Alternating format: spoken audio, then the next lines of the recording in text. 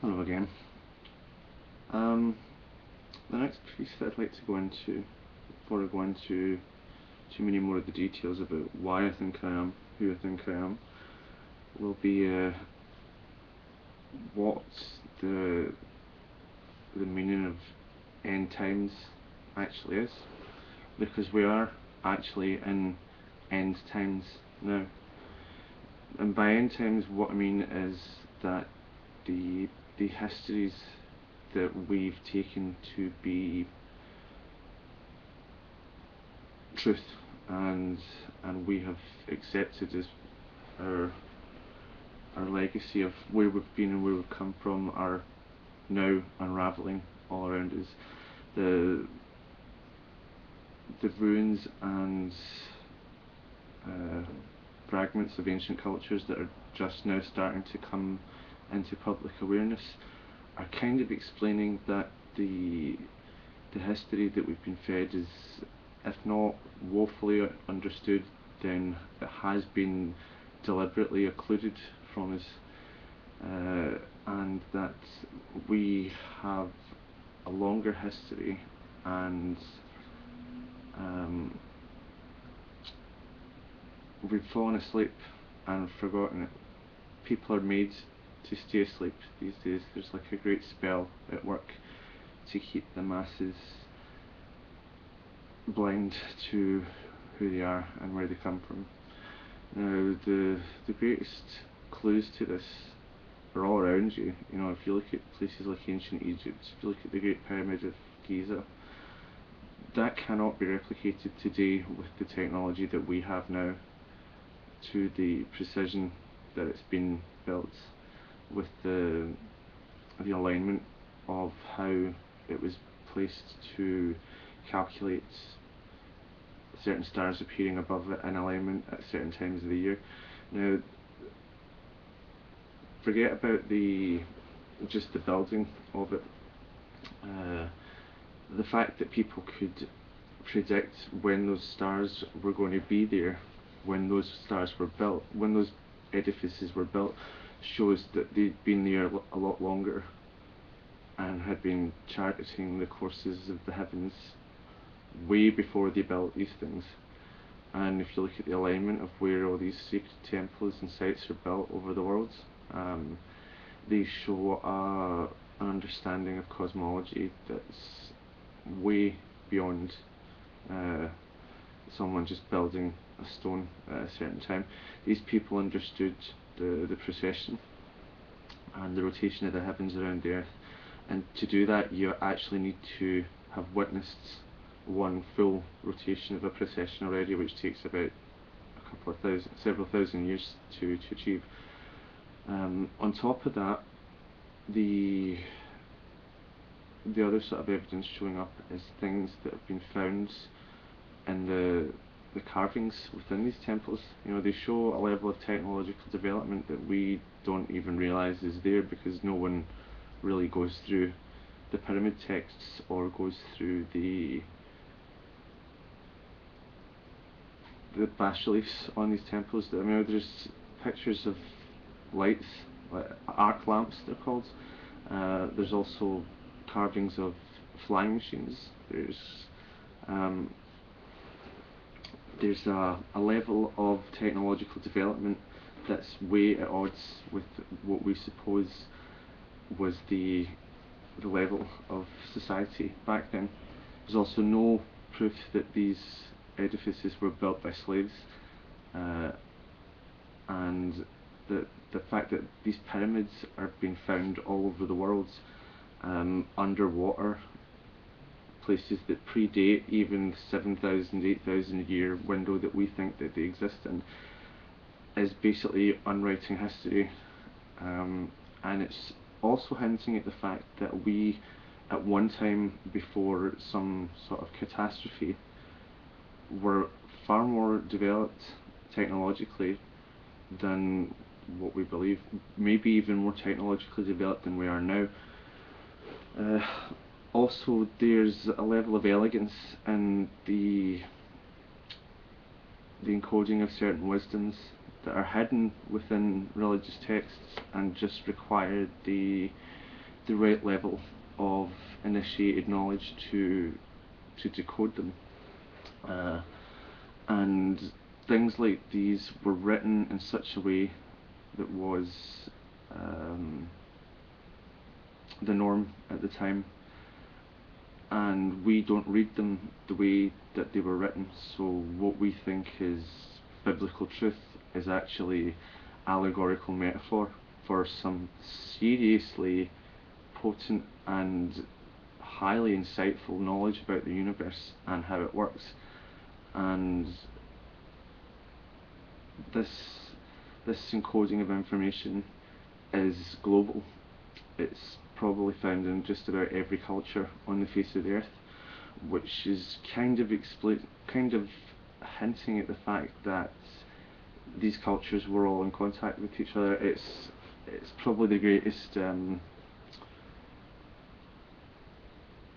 indicator of a previous existing civilization that was global, that was interconnected, and was highly developed. It's pretty much the proof that Atlantis did at some point exist, and even hints at something before it.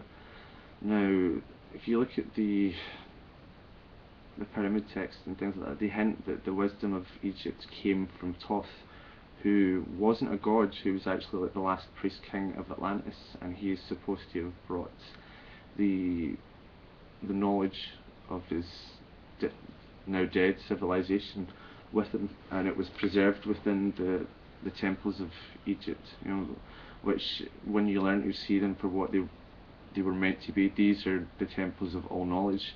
They were the wisdom of the highest understandings of the universe, of cosmology, of science, of religion, of art, and they were put there in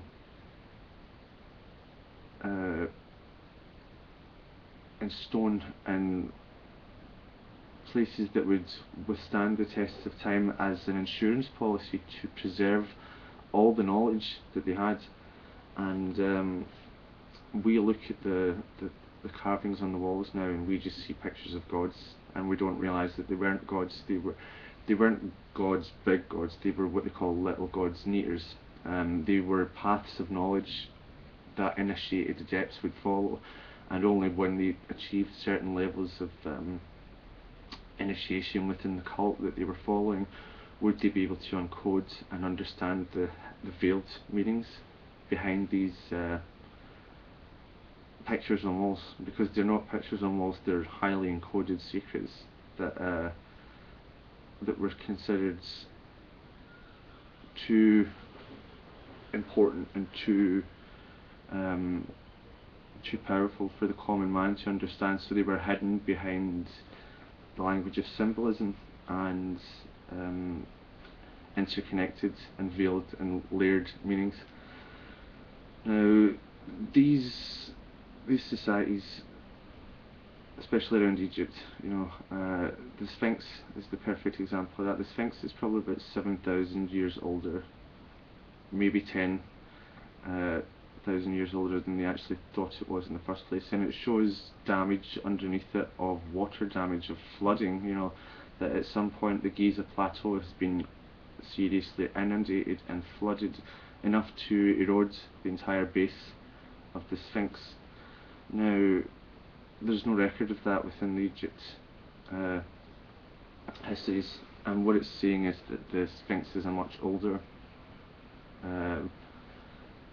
monument than has been perceived.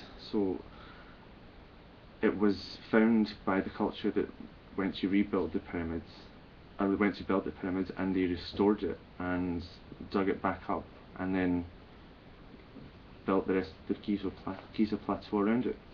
Now what that's saying is that even 7,000 years, 10,000 years before Egypt, there was something that was advanced enough to carve the Sphinx in all its glory, because what we see now is a very poor replication of it. And the point that I'm making about this is that we are in the end times because it's the end of history as we know it, because we now have to come to a complete re-evaluation of history, and we have to see it with the eyes that we're now opening. We have to look at the world through a level of sophistication and knowledge of the past that's been lost to us for about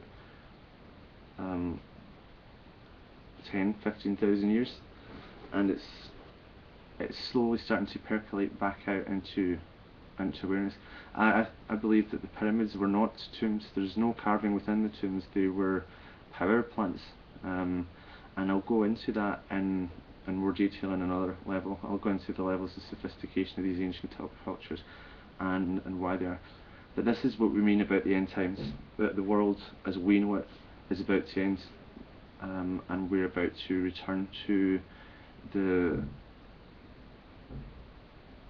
type of culture and the full awareness of our cultures and the legacies that we've been lost to us, and with that we'll relearn what we've forgotten, and I fully believe that societies like ancient Egypt were the pinnacle of how a society should work. I think they were ecological. I think they were organised. I think they were unified. They had a culture that was built to stand the ravages of the passages of time for thousands upon thousands of years, and they held on to knowledge that came to them from thousands and thousands of years ago. But we've forgotten how to understand what they've left for us, and we're just now starting to relearn it. So by that, what I mean is these are the definitions of the end times, that the 2,000-year history of AD and the several thousand years before that takes us to Egypt and Ur need to be reevaluated and repositioned within the chronology of how our culture has come to see itself. And over these next few videos we'll go into that a lot more, because Egypt will function very highly in what I'm going to be teaching you, and with a little bit more understanding of that, we'll understand a lot more about the world that we live in and the potentials of the species that we're on the brink of exterminating if we don't watch out. So here endeth that lesson and what the end times actually mean. It's the end of history and the beginning of a new one. It's the beginning of a new age, which we all know we're in, but we don't really understand what that means yet, and I propose to teach us. Okay.